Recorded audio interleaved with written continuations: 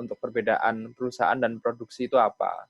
Produksi itu kegiatan merubah input menjadi output. Apapun kegiatannya, sama dia mengubah input menjadi output, maka dia disebut sebagai produksi. Jadi bisa aja dia menciptakan, ya kan, atau menambah nilai guna. Sama dia mengubah input menjadi output, maka dia disebut sebagai produksi. Kemudian perusahaan atau produsen adalah pelaku yang melakukan kegiatan produksi. Ya. Nah, ingat ketika kita belajar teori utility konsumen, konsumen itu dalam membuat keputusan dia berdasarkan apa sih? Yang pertama, preferensi, ya nggak? Ada yang tahu bedanya preferensi sama selera? Kalau selera itu gini, misal kita makan di warteg gitu kan, kita makan di warteg, biasanya kita makan apa di sana? Ayam, telur gitu kan, tahu, tempe, dan sebagainya. Nah, kenapa kita makan itu ya kita selera gitu, atau katakan kita ke Parma, kita lebih milih makan nasi uduk daripada makan di Parma itu ada opor, atau makan mie ayam atau bakso gitu kan. Itu selera, jatuhnya ke selera. Sedangkan untuk preferensi gitu kan, katakan untuk buka puasa nanti kalau disuruh milih daging, aku yakin semuanya pasti milih daging ayam, kalau nggak daging sapi. Nggak ada yang milih daging babi, ya nggak? Kenapa? Karena preferensinya jatuh ke situ gitu. Sedangkan untuk katakan untuk umat Hindu gitu kan, mereka mungkin beberapa lebih memilih untuk mengkonsumsi daging babi aja daripada mengkonsumsi daging sapi, karena ya itulah preferensi gitu ya. Kemudian untuk berikutnya adalah keterbatasan anggaran. Kita nggak bisa konsumsi semuanya, kita punya keterbatasan. Sehingga kita harus memilih, kita harus membuat kombinasi barang yang memaksimalkan kepuasan kita. Nah, itu adalah teori konsumen. Sedangkan kita sekarang belajar teori produsen. Itu kan, produsen ini dalam memproduksi apa sih yang mendasari gitu kan. Yang pertama adalah faktor produksi yang dia pilih.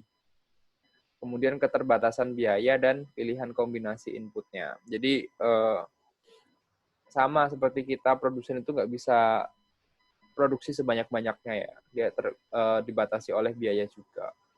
Ini ada fungsi produksi. Fungsi produksi itu hubungan antara faktor-faktor produksi dan tingkat produksinya, atau hubungan antara input dan outputnya.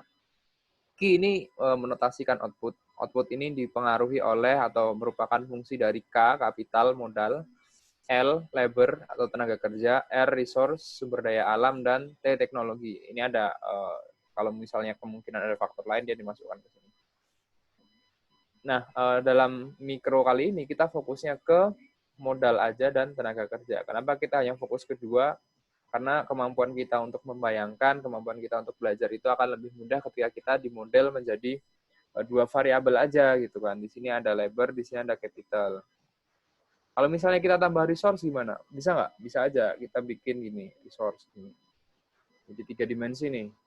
Sekarang kalau kita mau tambah teknologi gimana gambarnya ya? Kira-kira.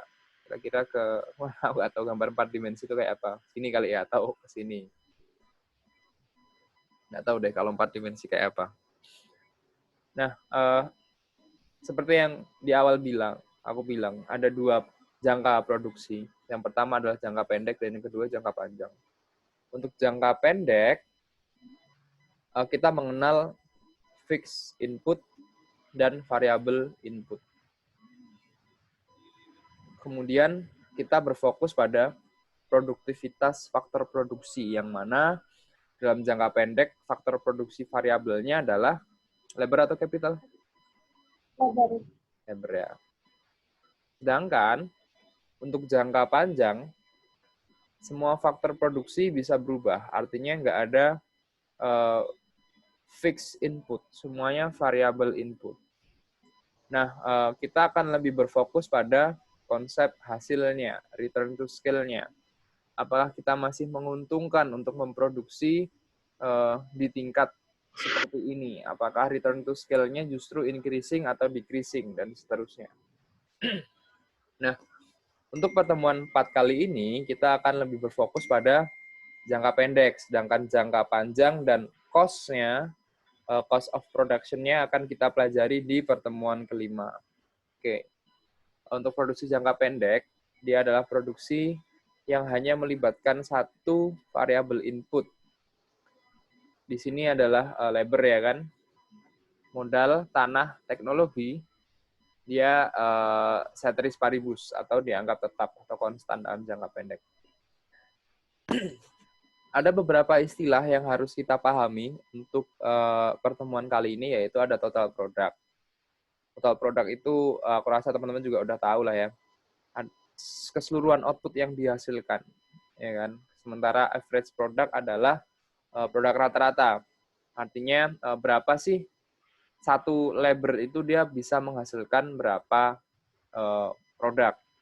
Sedangkan marginal product ini biasanya disebut sebagai kontribusi tambahan gitu kan. Ketika kita meng-hire lebih banyak satu labor, kita mempekerjakan satu orang lebih banyak, berapa produk tambahan yang kita hasilkan.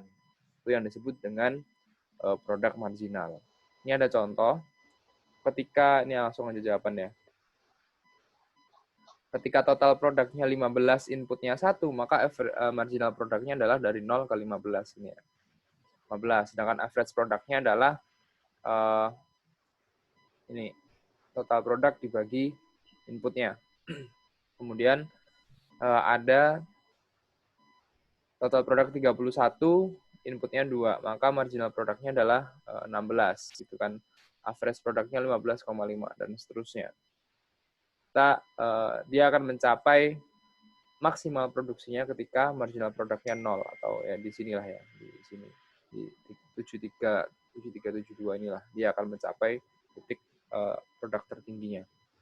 Kita akan lihat dengan kurva aja biar gampang nanti. Nah, di sini ada ilustrasi persamaan. Kalau kita menggunakan persamaan, total produk dianggap Q sama dengan gini ya. Nah, untuk kita ke average product dulu. Average product itu adalah berapa sih produk yang dihasilkan oleh satu input gitu kan, atau satu variabel input. Maka kita membagi total Q ini dengan X ya kan. Karena X ini adalah kan inputnya ya enggak. Maka di sini ada 21X plus 9X kuadrat dikurangi X pangkat 3. Semuanya ini kita bagi X. Sehingga, ini kan tadi TP nih. TP bagi X kan dia AP. AP sama dengan 21 plus 9X min X pangkat 2. Aku rasa ini nggak ada masalah ya buat teman-teman ya.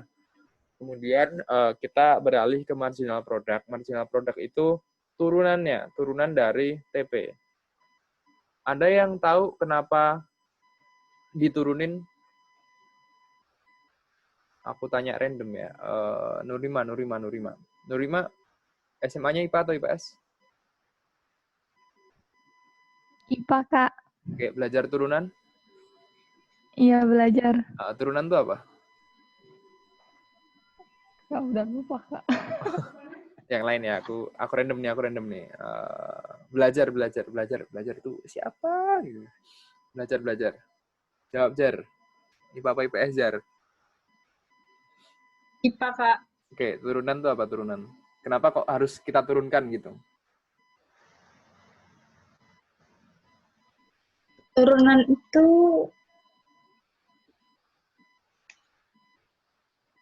nggak tahu, Kak. Ya, boleh. Kalau friend boleh, kalau friend mau kalau siapa nih?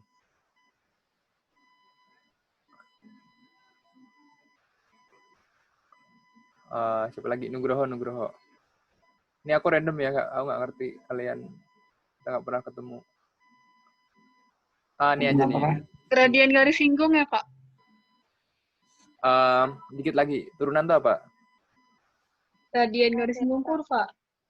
Gimana tuh?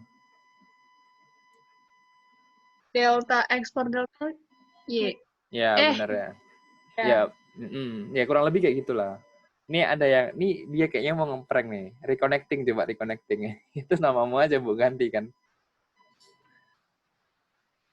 Ini ada yang namanya reconnecting nih. Reconnecting, jawab. IPA apa IPS reconnecting? Oh, lu nggak jawab nih reconnecting, ya udah deh. Ya, kurang lebih sama yang disampaikan tadi ya, dia sebenarnya kita ngomongin selisihnya ini nih. Cuman kenapa sih harus kita turunin gitu kan? Karena kita mau cari seberapa pengaruhnya.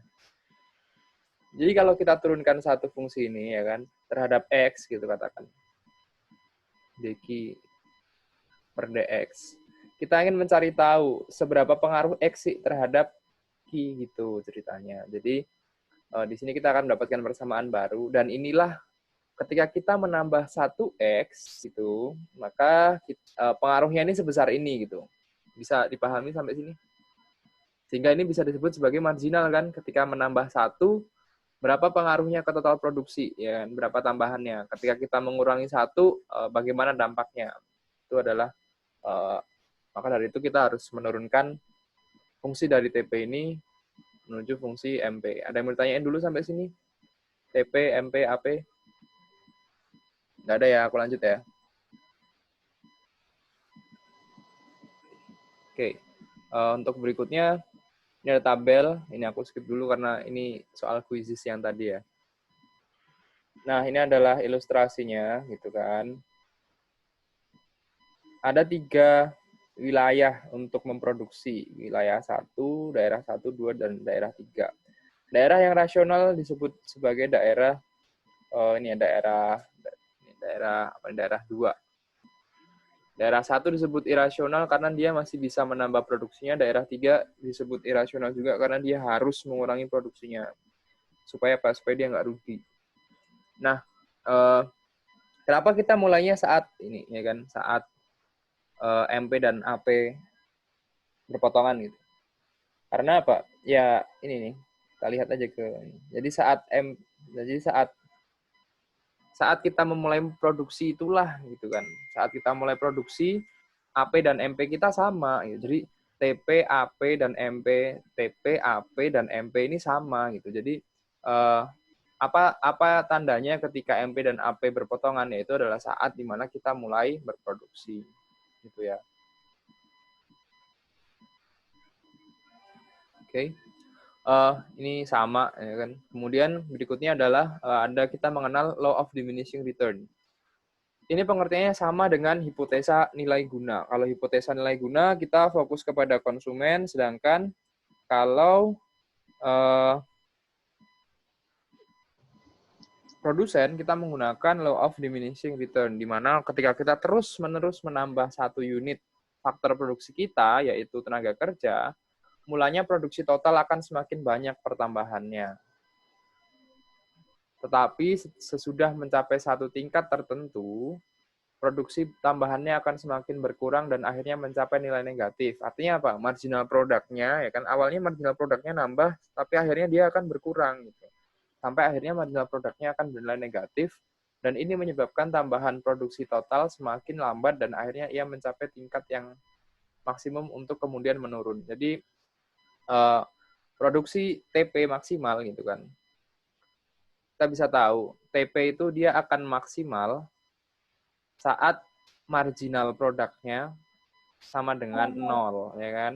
Makanya kalau misalnya ada rumus gitu kan, ada suatu persamaan TP sama dengan TP sama dengan misalkan Q kuadrat plus berapa Q plus berapa gitu. Berapakah produksi tertingginya atau produksi maksimalnya? Berarti kita bikin marginal produknya sama dengan 0 atau TP-nya, turunan TP terhadap DQ sama dengan 0. Nah, ini adalah satu fungsi yang menyatakan produksinya mencapai titik maksimalnya gitu kan, karena marginal produknya 0.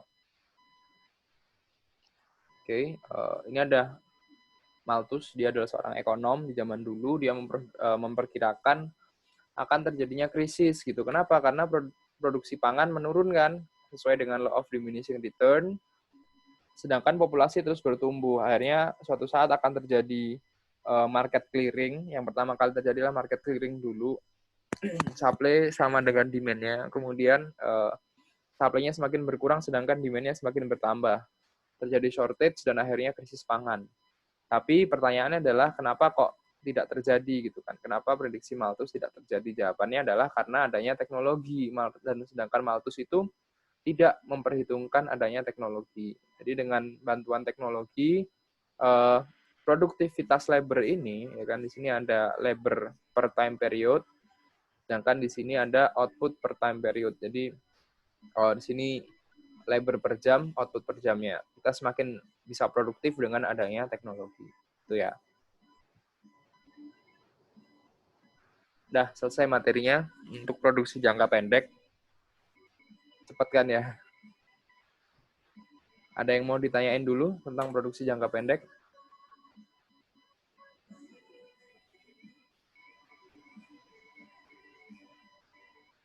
Ada yang mau ditanyain?